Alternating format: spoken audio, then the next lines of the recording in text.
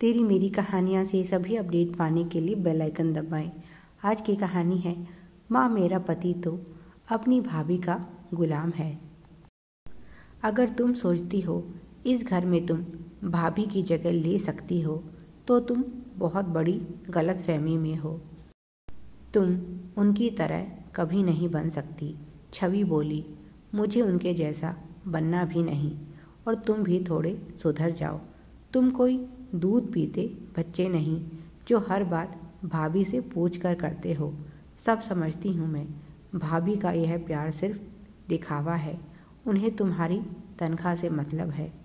तुम्हारी कमाई से वह अपना परिवार पाल रही है, क्योंकि वह अच्छी तरह से जानती है उनके पति की इतनी हैसियत नहीं जो उन्हें ऐसी ऐशो आराम की ज़िंदगी दे सके। तुम यह क्यों भूल रहे हो?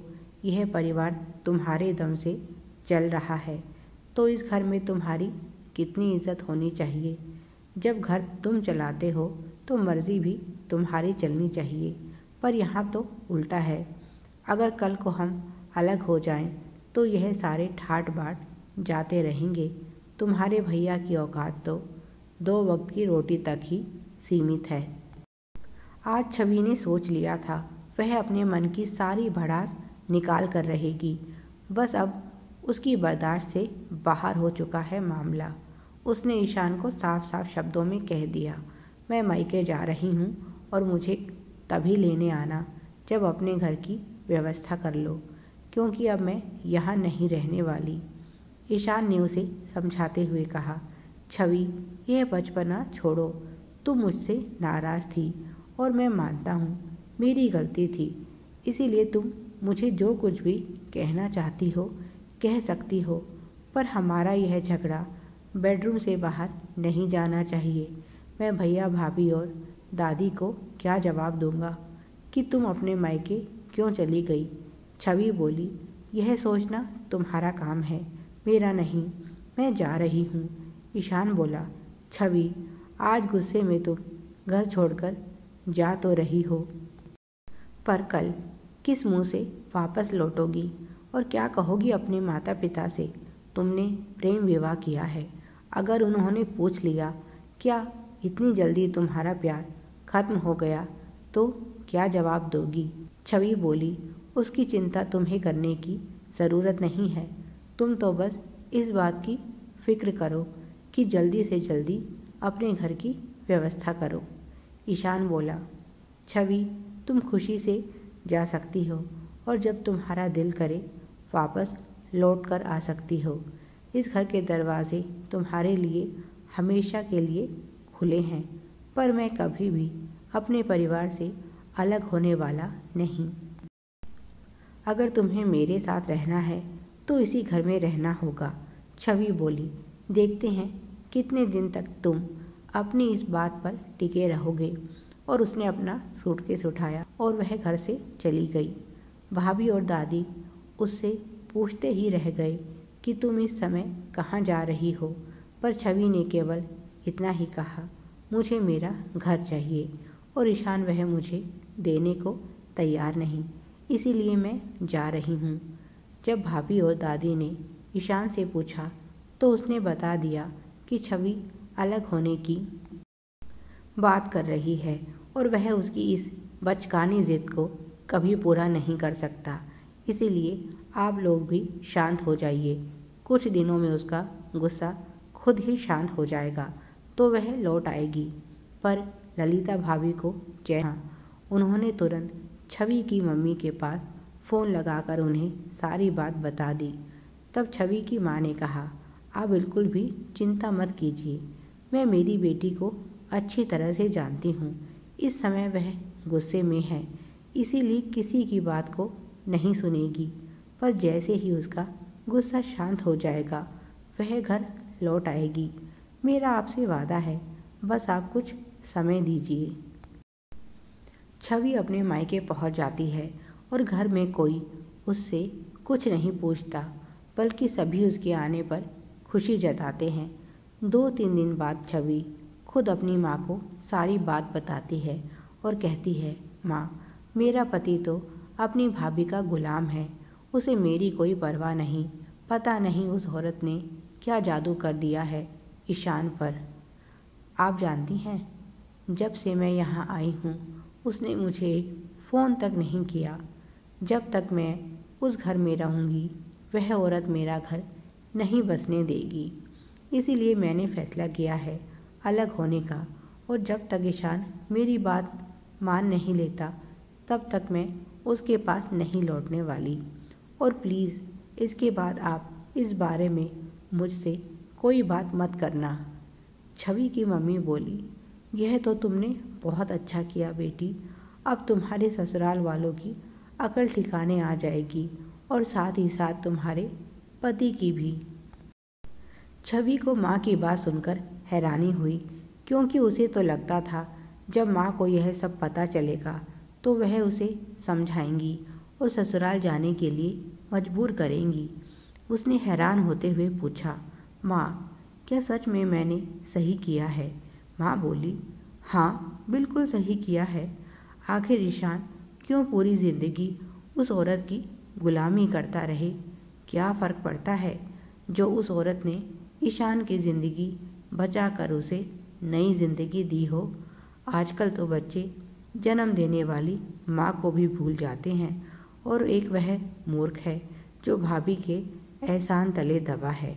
छवि की आंखें आश्चर्य से खुली रह गई और वह बोली, कैसा एहसान माँ, और तुम्हें यह सब किसने बताया? माँ बोली, और कौन बताएगा, तुम्हारी दादी सास ने बताया। अब तुम्हारी जेठानी तो अपने मुंह से अपनी तारीफ करने से रही। छवि ने पूछा, ऐसा क्या बताया दादी ने तुम्हें, और भाभी ने कौन सा एहसान किया है ईशान पर? तब माँ ने बताना शुरू किया। माता पिता के जाने के बाद दोनों भाइयों की परवरिश की जिम्मेदारी दादा दादी पर थी। ईशान अपने भाई से 9 साल छोटा है, इसीलिए 10वीं करते ही उसके भाई ने काम करना शुरू किया, क्योंकि बूढ़े दादा दादी तो इस उम्र में काम करने लायक नहीं थे। थोड़ा बहुत बेटे बहू की बचत और उनकी पेंशन, यही सहारा था उनके पास। ऐसे में घर की हालत को देखते हुए 16 वर्ष की उम्र में तुम्हारे जेठ ने पढ़ाई छोड़कर छोटे मोटे काम करने शुरू किए, जिससे ईशान को अच्छा जीवन दे सके।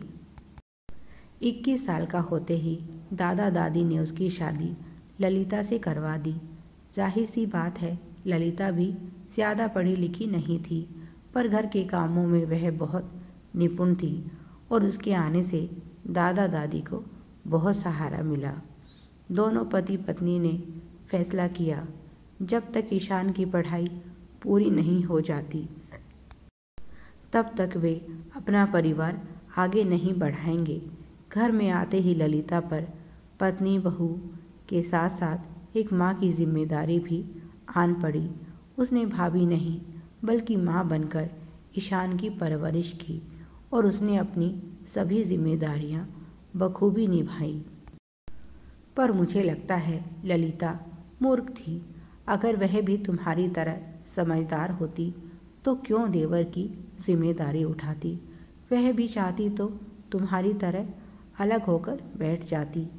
ऐसी सूरत में ईशान को भी भाई की तरह मजबूरी में छोटी उम्र में पढ़ाई छोड़कर काम धंधे पर लगना पड़ता, और ना वह पढ़ लिख कर इंजीनियर बनता, ना ही तुम दोनों की मुलाकात होती, और ना ही यह शादी। बस इसी बात का एहसान माने बैठा है ईशान, और इसीलिए अपने भाई भाभी का इतना सम्मान करता है।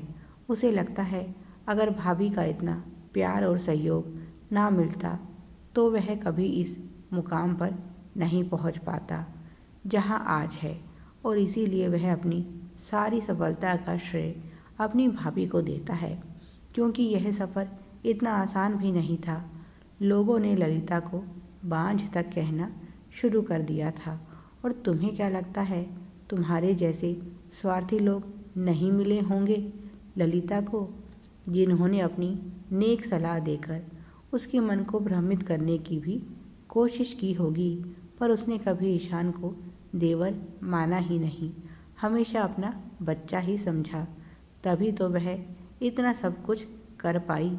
अगर वह भी तुम्हारे जैसी होती, सिर्फ अपने बारे में सोचने वाली, तो पता नहीं ईशान का क्या होता। माँ की बात सुनकर छवि का सर शर्म से झुक गया।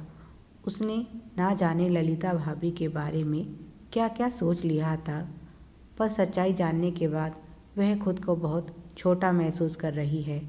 उनके सामने वह बोली, बस माँ, तुम जो समझाना चाहती हो मैं समझ चुकी हूँ। मैं अभी इसी समय अपने घर जा रही हूँ।